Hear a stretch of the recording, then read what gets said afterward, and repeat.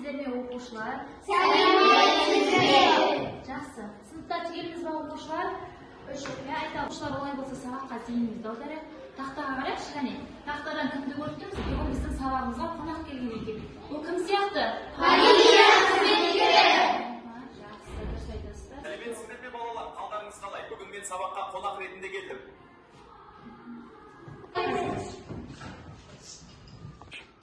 Ал енді сабақты ойыннан бастайық. Бір оқушы ортаға шығып, мен әкелген арнайы тапсырманы орындасын.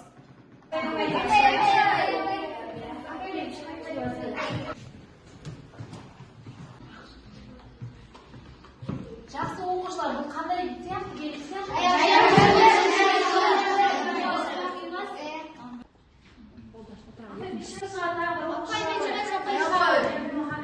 Белгіні сен балаларға көрсете қойшы, қане?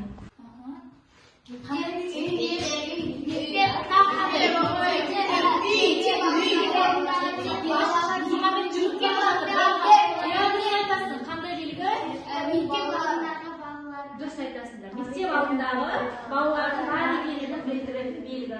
Жақсы, өте жақсы. Жақсы оқушылар, олай болса бүгін күннің жадын жазамыз. Ақпанның 20-сы нәтиже сабақ. Көлік және жол белгілері бөлімі бойынша. Бүгінгі оқу мақсаты сын есімнің мағыналық түрлерін ажырата білу, сын есімді зат есім орнына қолдану және мәтін мазмұнын түсінуге, нақты ақпараттарды анықтауға бағытталған сұрақтар құрастыру. Жақсы балалар, апта дәйек сөзін есімізге түсірекші. Бірлік пен жасампаздықтың ең бастары. Жақсы.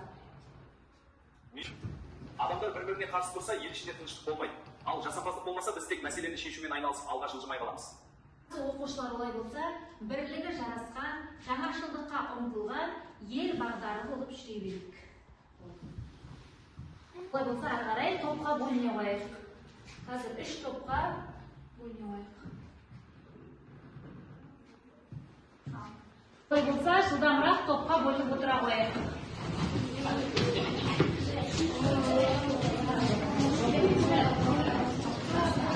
Топ ескерту белгілері, екінші топ тыйым салу белгілері, үшінші топ басымдық белгілері болып топқа бөліне қойдық.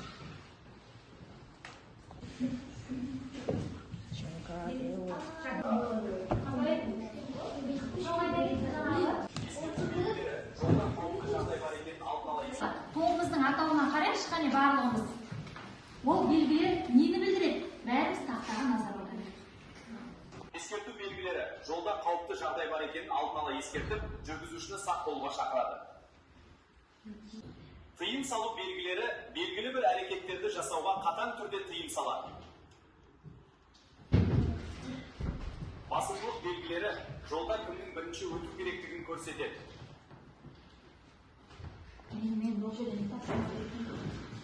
Топтық жұмыс орындаймыз. Кім ең ақылды? Қазір мен сіздерге үлестірмелі сурет қағазын таратамын. Көлікті дұрыс жолға қоямыз және өз жауабымызды дәлелдеп айтып береміз. Түсінікті ме тапсырма? Жақсы. Олай болса, әр топқа мен таратайын.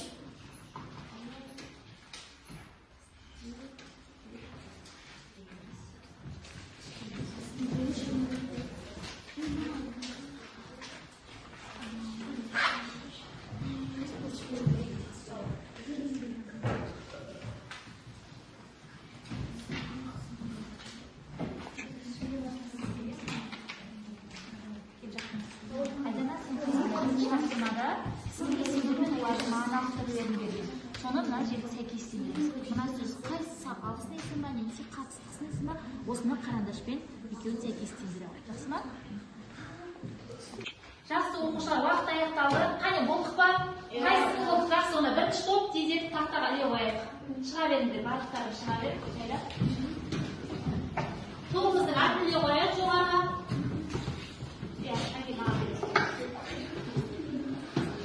Ал, іле қояйық тездетіп. Екі күте тұрмын. Қандай болды? Қалай алдыңдар? Түсіндіріп кете қойын бір-бірден тездетіп. Мен қайсысы қиуан сенікі? Менікі күшейттегі шырай. Қалай жасалып тұр өйткені ол? Қып-қызыл күшейттегі жасалып тұр. Жақсы, келесі. Көбірек, үлкенірек бұл қалай жасалып тұр? Кім айтыр? Шырай. Жұрнақтар қалай деп жалғаулар? жалғаулар Жақсы, салыстырмалы сұрайық, қалай жиналады? Қандай жұрнақтар рек. Жақсы, сендерді көбірек үлкенірек. Жақсы, келесі мына қауіпсіз кім білді? Айта ол. Қатыстық снесін қалай жасалады? Қалай жасадың? Сен қалай білдің қатыстық снесін екенін? Жақсы, олдана білмей қалды, саған бір ұпайыңды ала алмай қалды, түсіндіре алмай қалды. Сапалық снесін.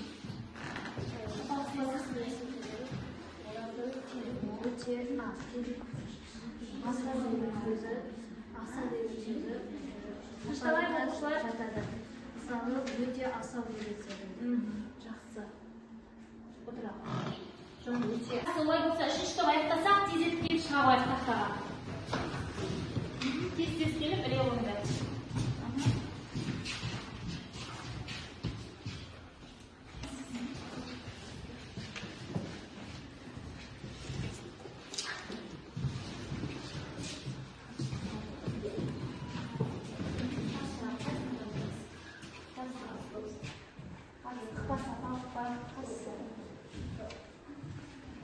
Жақсырақ біреумен қандай сөз? Қайсыны жақсырасың?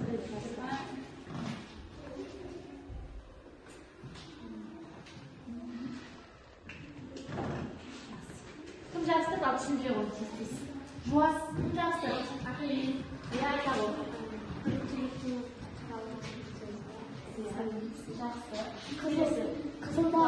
Қызылдауға дау деген түйе сияқты жұрнақтар жалғанып, салыстырып айтып тұр. Жақсы, келесі. Айдана сен бағыттық дегенді салыстырмалы шайға жақсыпсың, дұрыс па? Ұшылар дұрыс па бағыттық дегенді? Жоқ, қателесіпті. Айданан сұрауға дұрыс емес. Келесі. Аса қымбат. Қандай өзі? Күшейтіліп айтып отырсың. Әли, қалалықты күшейтіліп шайға жақсырып қойды, дұрыс па? Жоқ, дұрыс емес болды. Әли, сен сөйлең басын мені, сенесіңдерді. Жақсы, жөндеп қазір оқушылар тапсырманы түгелдей аяқтадық. Енді қате кеткен сөздерді кім дұрыстағысы келеді? Дінмұхаммед шыға ол қай жерде қате бар? Айта, қалай жасалады қатыстық снесін? Бағыт деген түбірден тық деген қосымша жалғанып, қатыстық снесін. Дұрыс, жақсы өзгертті. Тағы кім бар қате жөндейтін? Жақсы, Димашқа тағы бір ұпай отыра ғой. Қалалық деген ол қате. Қала деген түбір сөзге жұрнақ жалғану арқылы қатыстық снесін болады. Қатыстық снесін. Жақсы. Жақсы түсінбей алған оқушылар сонымен қатыстық снесін қалай жасалады екен? Туынды түбір сөзге жұрнақ жалғану арқылы қатыстық снесін пайдаланады екен. Ұмытпаймыз оқушылар, түсінікті ма? Жақсы. Алдымыздағы жауап парағына әркім өзінің алған ұпайын белгілейміз. Дұрыс жабыстырғанымыз үшін, мына сөз тапқанымыз үшін бір ұпай, өз жауабымызды дәлелдедік қой жаңа. Соны дәлелдеп айта алғандарыңыз бір ұпайларыңызды алдындағы жауап параққа қоя қойыңыздар. Жақсы оқушылар, ұпайымызды қойған болсақ, ары қарай келесі тапсырмаға өтеміз. Жеке тапсырма мұқият орындаймыз, өйткені келесі орындайтын үшінші тапсырмамызбен байланысты. Қазір алдарыңызға парақ таратып беремін. Міне тақтада да тұр. Соны мұқият түгелдей тездетіп оқып шыға қоямыз.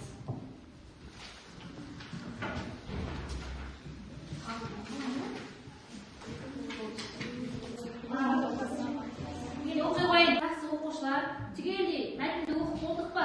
Мәтінді оқып болсақ, мәтін не туралы екен? Кім түсінді? Қалай түсіндік? Жаяу жүру ережесі. Жеке жүргенде, топпен жүргенде қалай екен? Кім айтады? Жеке жүргенде жолдың оң жағымен жүру керек. Қарақат. Жеке жүрсең жаяу жол үстінде ойнап алыспа. Жақсы. Тағы топпен жүргенде не істеу болмайды? Қатардан шықпа. Қатардан шықпа. Марғұлан? Айта ғой.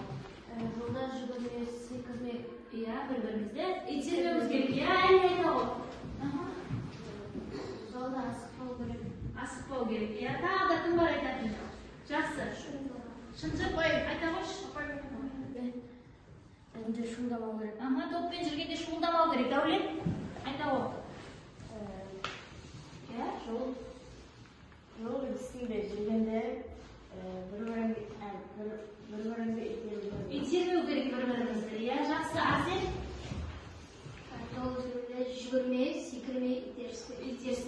ақтолқын айта қойшы. Не түсіндің сен осы мәтін бойынша? Айта ғой. Мұғалімнің жұмыс істеуіне ғана құлақ асамыз. Басқаларға алаңдауымыз керек. Жақсы. Мәтінді түсіндік па оқушылар? Жақсы. Олай болса ары қарай үшінші тапсырманы орындайық. Үшінші тапсырмада автобус аяламасын берем. Осы мәтін бойынша үш сұрақ қарастырамыз, нақты ақпаратты анықтайтын. Осы сұрақтың ішіне біреуін автобустың үстіне орналасып, жеке қарсымыздағы топтарға береміз. Бұны жұп болып орындаймыз тапсырманы. Түсінікті ма тапсырма?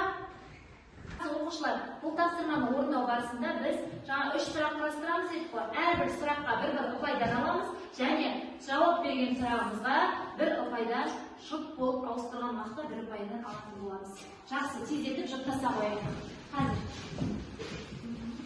Ұлдана ақтолқынмен жұптаса қой. Қарақат шынжырлықпен жұптаса қой. Тездетіп үш сұрақ қарастырамыз бірлесе отырып. Айдана мұса.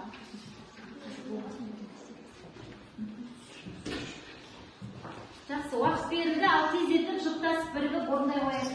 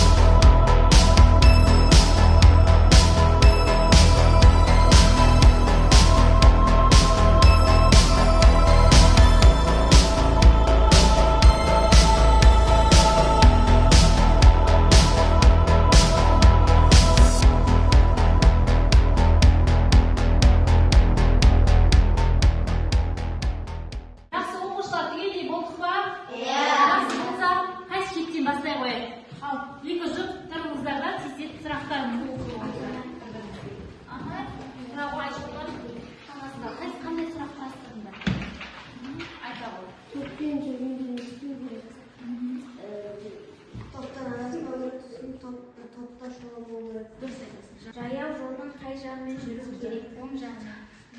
Жақсы, сіздер қоя қойыңыздар сұрақтарыңызды. Жаяу жол үстінде ойнау дұрыс па? Жоқ, дұрыс емес.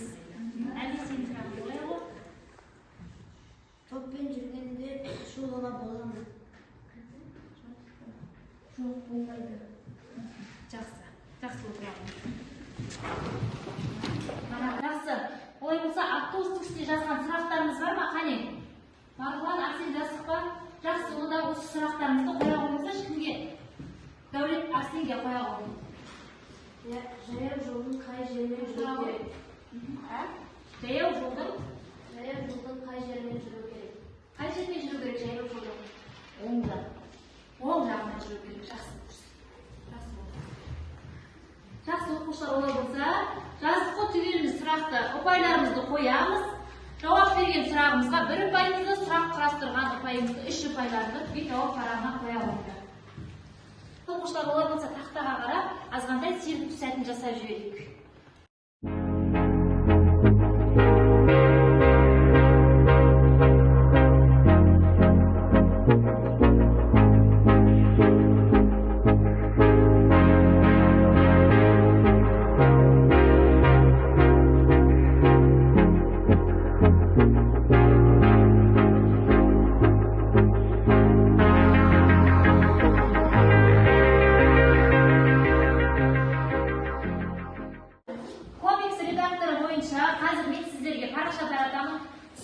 жазылған мақалдың орнын толықтырамыз. Мақал мәтелді толықтырамыз. Бір ұпай және ішінен заттанған сын есім қалай жасалып тұр? Өттік қой, иә? Сол бойынша анықтайтын боламыз. Қазір топпен жұмыс бірлесіп тез-тез жаза қойын толтырыңдар қағазды. Ашым үшемі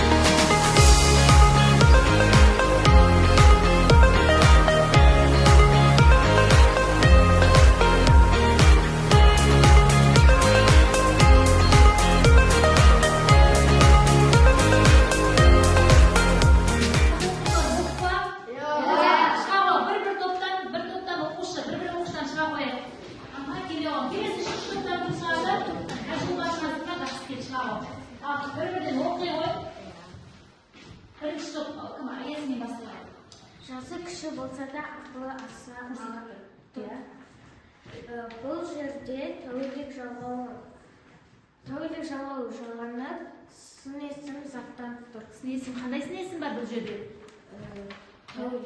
Ақыл деген сын есімге тәуелдік жалғау жалғанып, сын есім заттанып тұр.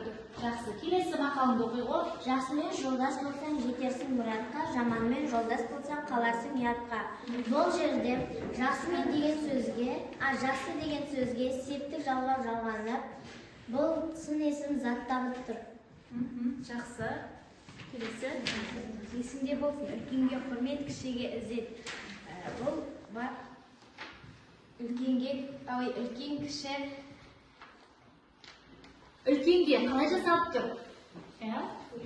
үлкенге Сын есімді жалғанып тұр. Бар, септігін жалғау жалғанып. Сын есіміз неге айналды? Заттанған сын есіміз жалғанып. Отыралым. Оқушылар, сабақ керемет өтті. Сендер жол белгілері тақырыпты меңгеріпсіңдер.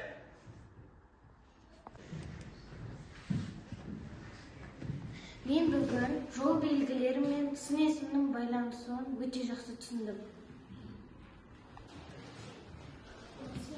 Мен бүгін жол белгілерінің біздің өмірімізге тікелей байланысты екенін түсіндім. Мен жол белгілерін жақсы түсіндім. Бүгінгі сабақ жақсы өтті, мен үнемі жол ережесін сақтап жүремін. Жақсы оқушылар, олай болса, біз сабағымыздың басты мақсатына жеттік қой бүгін, яғни мәтінді нақты ақпараттарды оқып, сол бойынша сұрақ құрастырадық және сын есімнің мағыналық түрлеріне және сын есімнің заттануын орынды қолдана білдік, солай ма?